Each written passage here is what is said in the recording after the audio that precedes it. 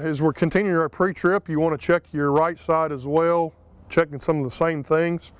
But and when it comes to the spreader, the spinner I should say, and all, it's back here, and this is the motor that turns your chain, and you want to make sure that it's in good shape.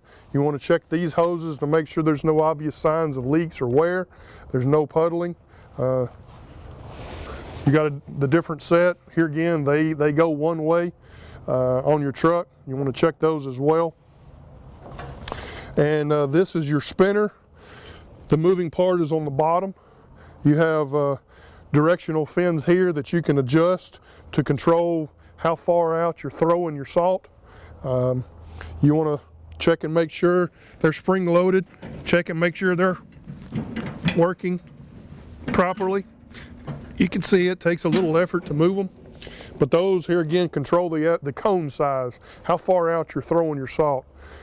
The same way on the other spreader, you don't need to throw the salt a great distance. It's going to bounce and drop, and as it picks up moisture, it's going to take the salt and the salinity with it. So you're not trying to hit home runs here. We just want to get the salt on the roadway. You also have some baffles in here that you can adjust if you just want to drop salt out the back of your spinner. Very quick adjust it, pull the pin, go in, and now you can drop salt out the back if you need to. For instance, if at your office, if you want to put a pile out so they can salt the sidewalk. Easy enough, you can drop some out the back. Whenever you're dealing with this though, I wanted to point out, make sure you got some gloves or something on, because in the production of the stainless steel, there are a lot of burrs and stuff. So to protect your hands, have some sort of gloves on when you're dealing with this. There's also baffles inside above the spinner that help you to control the direction of where your salt's going to go. Depending on how you have them, you can throw salt more to the left or you can throw salt more to the right, and just wanted to point that out as you're doing this. When it comes to spreading your salt, there's a crank on the back of these that you can move, and as you notice, it adjusts your back door. As you can see there on the left side of your door, there's an indicator, and as you crank it down, the numbers get smaller. So right now we're at about 6 to 6.5, and that would represent the height of the door above your chain.